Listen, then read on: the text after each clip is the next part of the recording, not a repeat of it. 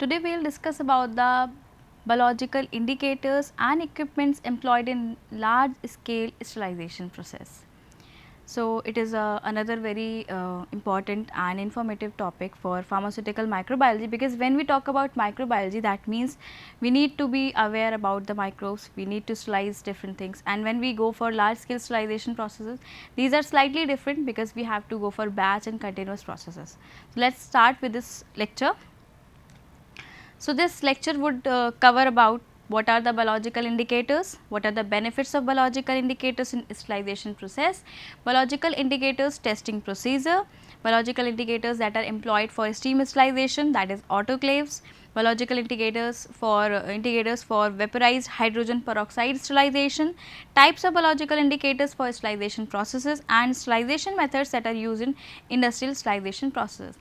Usually, the sterilization methods that are employed in laboratory and that are employed in industrial units are not much different, but the only difference happens to be is they are of large size. When we go for industrial application or industrial unit, large size autoclaves are used. Usually, autoclaves that are used in laboratory are very small, they are of drum shape, a small drum shape.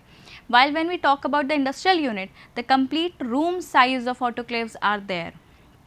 So, this is the major difference, and moreover the laboratory autoclaves or the sterilization units are like a work in batch. Like some students are there, they need to sterilize the substance, they will come, they will use it and then they will go off. Then the sterilization unit will be closed. While when we talk about the industrial unit, the sterilization unit does not stop, it keep on working because there are different slots of batches to be sterilized. So, coming to the first slide, that is, what are biological indicators? Biological indicators are test systems containing viable microorganisms providing a defined resistance to a specific sterilization process. Biological indicators refer to those microorganisms which are viable. Viable, that means they are living. They are living and they are used for the process in which the complete sterilization is being done. What happens here is that the complete batch or a strip or a particular can of these microorganisms is placed in the sterilization unit, and if then the sterilization process is over, after that this slot or this can or this strip is taken out and cultured. If it cultures and the bacterial spore germinates and something like that, that means the process was not achieved completely. So, this is how biological indicators work. And biological indicators, why we are saying biological? Because we are using viable microorganisms. The microorganisms used in this are living. A biological indicator provides information on whether necessary conditions were met to kill a specified number of microorganisms for a given sterilization process, providing a level of confidence in the process. Usually, biological indicators are very reliable. Why? Because we are, what all in nutshell I shall say, what all we are doing for sterilization is, the result we want is the absence of microbes, and how the best way to detect whether the microbes have been completely removed or the process is good for the good to go, I can say. So, for that purpose biological indicator serves the best. Why? Because these are the viable microorganisms, we want to kill the microorganisms, and the microorganisms chosen for these biological indicators are usually very resistant to heat, certain kind of chemicals, certain kind of radiations. So, that is why they are chosen and termed as biological indicator, because they will be least impacted with all these factors, and when they are placed in the sterilization method and the sterilization is completed, if those microorganisms are not cleared, that means the other microorganisms may also exist. So, that is why the process will fail. So, if we use biological indicator daily with the sterilization methods or something, then it provide a level of confidence in the process, because how we are going to find out that whether we have passed or failed the method. So, it is very important for us to use such indicators. Endospore or the bacterial spores are the microorganisms primarily used in biological indicators. They are considered some of the toughest ones to kill. Endospores or the bacterial spores are those spores which are formed by bacteria while the bacteria or the microorganism is under stress. When he is in stress, the particular bacteria is in stress, what happens? It saves its genetic material and some kind of energy resource into a particular shell shaped endospore, and then this endospore persists or it keep on itself viable for a very harsh conditions, very long durations, and whenever the favorable condition arrives, they grow back. While the endospores does not divide, endospores do not divide, no development would be seen with the endospores, but they are viable, because whenever the favorable condition will be provided to them, they will grow back. So, these are actually the toughest one to be killed. Coming to the next slide, it tells about the benefits of biological indicators in sterilization process. Since you see, we have different types of indicators, we have physical indicators, we have chemical indicators, and then we come for the biological indicators. These all indicators, as it applies to the sterilization processes, sterilization process is never like the single sterilization process is enough for achieving the complete sterilization. Usually we go for a combination of sterilization methods which are used to completely achieve the sterilization process or to achieve the benchmark that we have decided for our particular formulation. So, for that purpose we need combination of sterilization methods. Usually such same thing applies to the indicators, but more often we use biological indicators, or we can say we use biological indicators to the ultimate choice, because what happens, like chemical changes are like if we go for this autoclaving, we apply the chemicals or the chemical strips, we place the chemical strips in such a way that the temperature is reached or not, that we try to find out that whether the temperature required for autoclaving was achieved or not. If not, the color of that chemical strip will not change. This is how we use chemical indicators, but those chemical indicators actually not able to define whether those microbes and the endospores will be killed or not. So, for that purpose we need to use biological indicator, because only then we can be able to say that the process of sterilization has achieved completely or not. So, the biological indicators provide a direct measure of lethality of the process. So, the use of biological indicators to routinely monitor the sterilizers provides the assurance in the efficacy of the sterilization process. That is what I was telling, that these biological indicators provide a direct assurance about the lethality of a particular process, whether the process is still lethal or it has crossed that mark and it is now easy to go, or it is fit to go, or it is fit to consume, if we are talking about pharmaceutical preparation. So, it is very mandatory for any sterilization method or any microbiologist to apply these biological indicators, so that the sterilization method is properly validated. Then comes the next point, that is biological indicators are typically used within the process challenge device. Process challenge device usually refers to the device or any kind of machinery or any kind of setup that is being used for sterilization. Like if we talk about autoclaving, the autoclave is the process challenge device, that is we are going to find out or we are going to validate this autoclave for particular kind of process, for particular kind of sterilization method. So, that are designed to represent the most challenging products routinely processed. Usually biological indicators are typically find place at the sterilization methods in which the daily basis of the process is going on, many lots of products are being synthesized, and the assurity of the sterility is to be maintained. For that purpose we need biological indicators, because chemical indicators or physical indicators does not clearly validate the sterilization method. So, we use them routinely, and often the sterilization method that are used routinely find that biological indicators are placed there. So, a passing result of the biological indicator demonstrate that sterilizer is effective in killing a large number of highly resistant bacterial spores. That what I just said, that whenever it is like that biological indicators, if a particular sterilization method passes this test, that means this particular sterilization method is fit for clearing out the most resistant bacterial or microorganism strains. Coming to our next slide, biological indicator testing procedure, how we test these or how we use these biological indicators. A biological indicator is made up of a carrier material, a carrier material is placed with it, like it is never like we just take up the bacterial spores and we just keep it in the sterilization unit and then we check out for the sterilization. No, particular carrier material is there in which these bacterial endospores or other kind of bacteria whose are resistant to the heat or moisture are kept. Why so? Because carrier material has a big role to play. If we just directly use these endospores or bacterial strains, they have tendency, they are pathogenic, they have tendency to infect. So, it is another important point while we use biological indicator, we should be very cautious because these can infect us also. So, these have a carrier material in which these biological indicators are kept, on which bacterial spores with a defined resistance to the sterilization process have been applied. We get a carrier, we place the bacterial endospores over it, so that we know that how much resistant they are to a particular process. That means that is the benchmark for us. If they cross that benchmark, so that means the sterilization method is validated.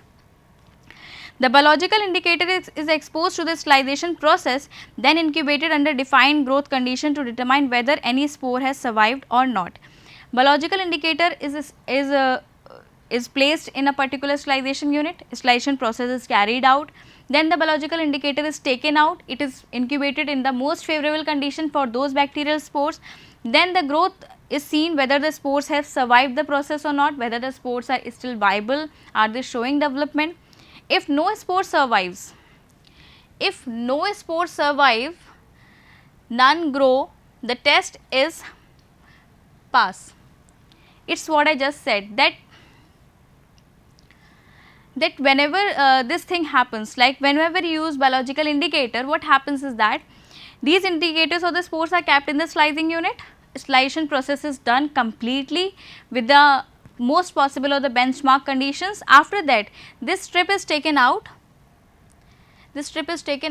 and what happens is, if this strip get cultured, if this bacteria show the growth, that means the test has been failed, the process has failed the test, it has not passed. And if there is no growth, that means the system is ready for complete sterilization, that means the process has passed the benchmark of sterilization.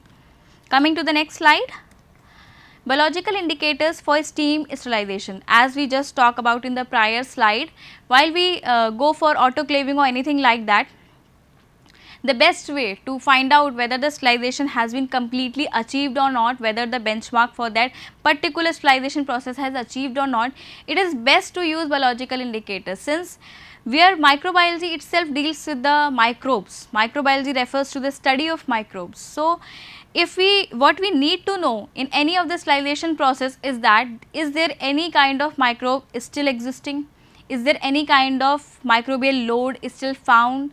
So, the best way to define it is to check it over the microbe only. So, that is why biological indicators are good to go with such kind of processes.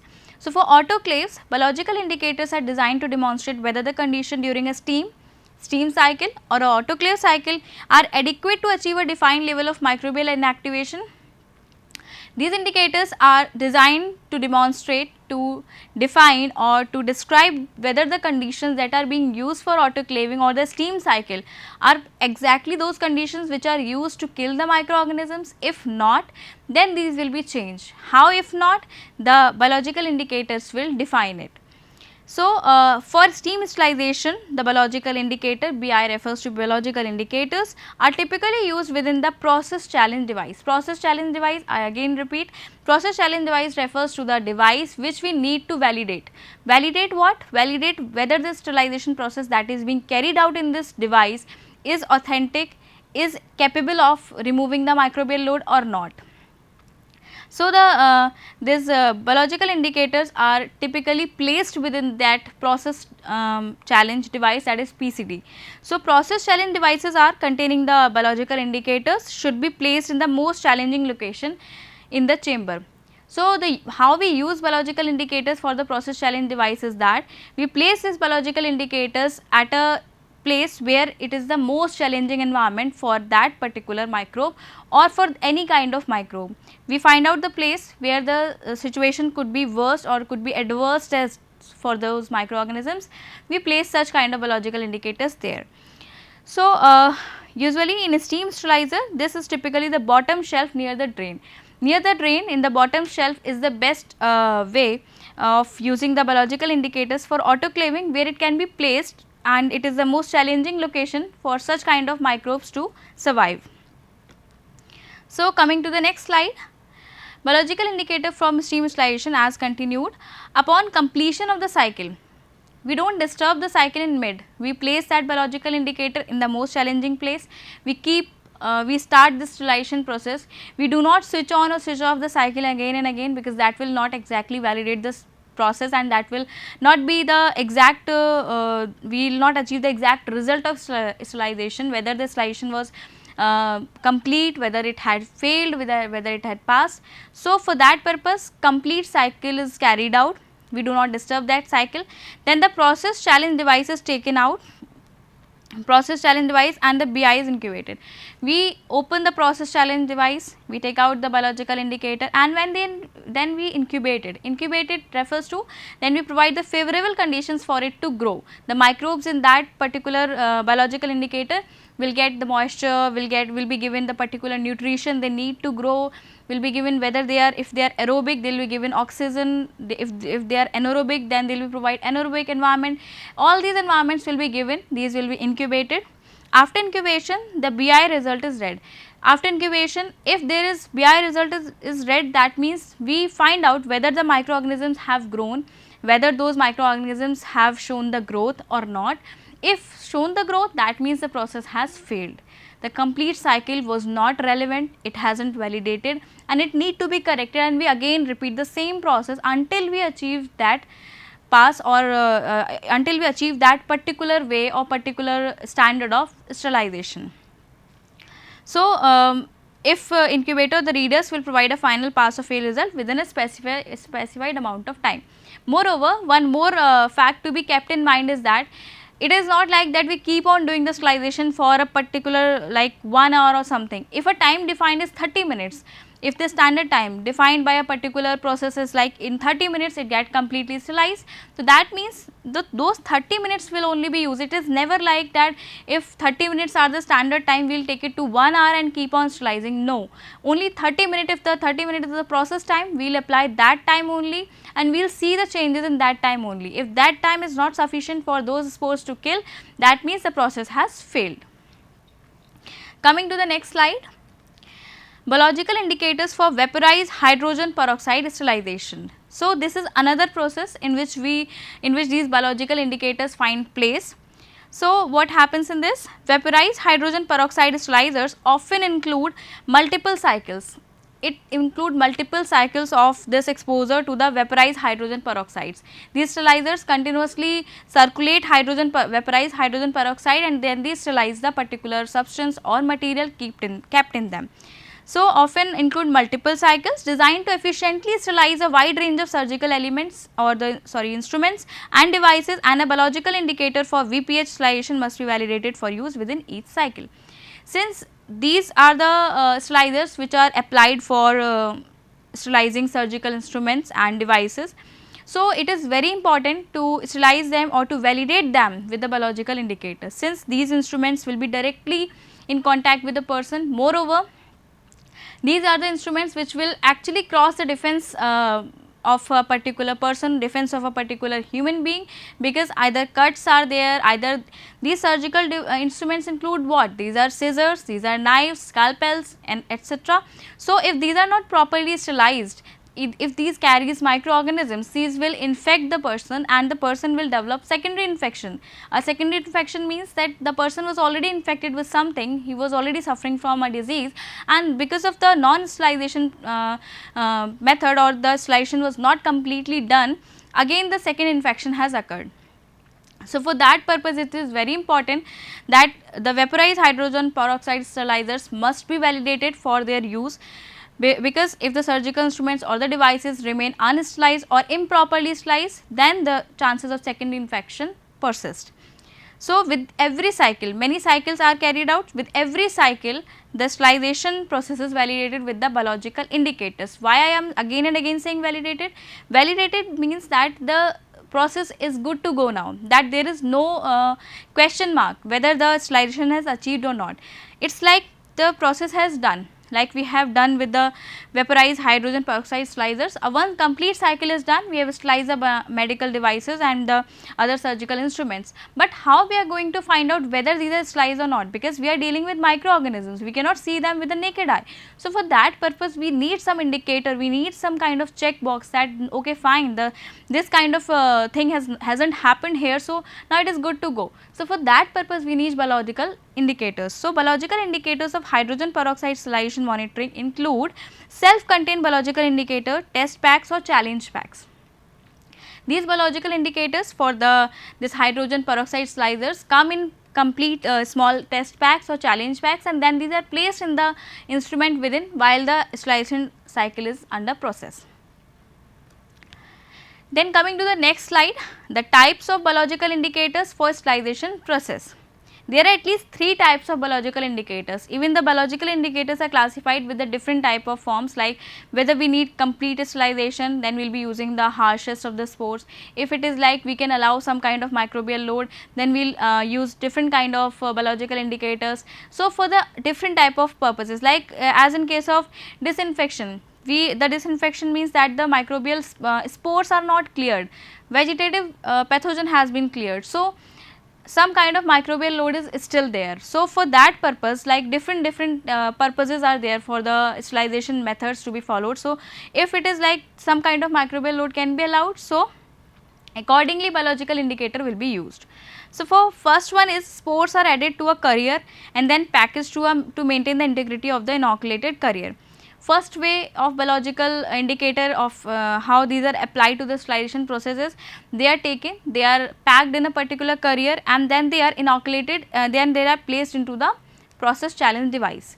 So these microbes and other endospores are properly inoculated into the carrier.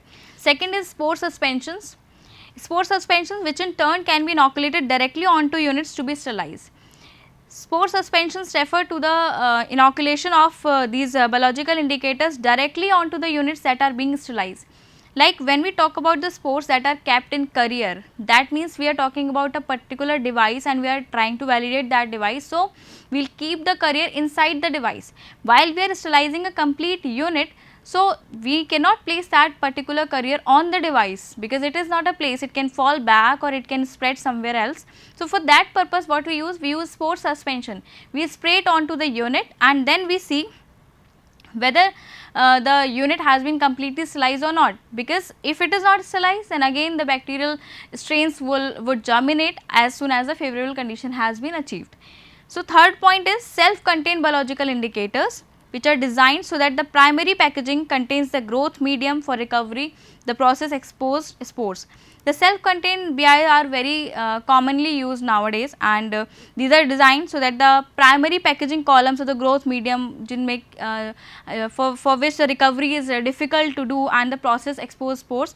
So for that purpose, now what happens is that the biological indicators, the self-contained biological indicators are used. These are very commonly used and these are used in the same way as for the sterilization unit. They will be sprayed upon, or if it for the autoclaving or something like the process is to be validated, these will be included into the device. So these are the type of biological indicators for sterilization process. These are the marketed forms, you can see these are different forms, like this is the strip, these are the inoculation spores, like that. Coming to the next slide, it says about the sterilization methods used in industrial sterilization processes. So as I just told you in the starting of the lecture that there is no different kind of sterilization methods that are being used in the industrial units, but yes, the difference is that while we do in what we do in laboratory is a batch process, like we schedule an experiment, we carry out that, then we go for further sterilization, like a sterilization could be a part of our experiment. So we do that, so that unit is not completely active all the time, that is sometimes we need it, sometimes we switch it off. So this is the major difference when we talk about the industrial processes, because in industry it is a complete ongoing process, it is like it will be working 24/7, because different kind of, like if I talk about parenterals, the companies those are synthesizing parenterals are the companies which will keep on working continuously, and what they need is the complete sterilization process continuously. continuously. So, what is to be done? Large or huge size of sterilization units has to be installed. For that purpose, different kind of few methods have been arranged, like autoclaving is one of the methods that is basically used in the industrial process, and many more other methods are used. Although the principle is same, only the units are larger in size, like a normal autoclave could be of a drum, small drum shape size in case of the laboratory, while the if we talk about the industrial purpose, those could be of the room size autoclaves. So, sterilization methods employed for industrial sterilization processes. Microbial destructive method. First method is microbial destructive, that means the microbial load will be destructed. Second is permanent microbial inactivation method. Inactivation refers to microbes could be present there, but they are completely inactivated, that means they cannot cause any pathogenicity. So, these include two types of things, that is thermal sterilization methods, again I will repeat, autoclaves and dry heat sterilizers. Second is irradiation or high energy sterilization methods. Irradiation refers to the radiation that are being used, that could be non-ionizing or ionizing one. Non-ionizing are usually ultraviolet rays, and ionizing ones are X-rays, cathode rays and all, or high energy sterilization methods, or other kind of high energy sterilization methods can be employed.